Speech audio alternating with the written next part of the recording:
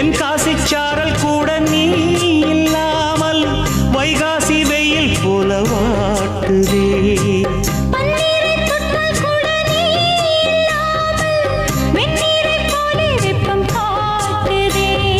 மையளந்த கண்ணும் என் கையளந்த பெண்ணும் மின்சாரம் பாய்ச்சுமா.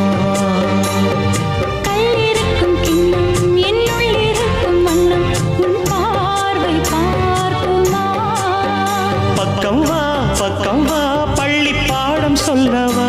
அப்பப்பா தப்பப்பா இது முதல் இரவா. சொல்லவா ஒரு காதல் கதை.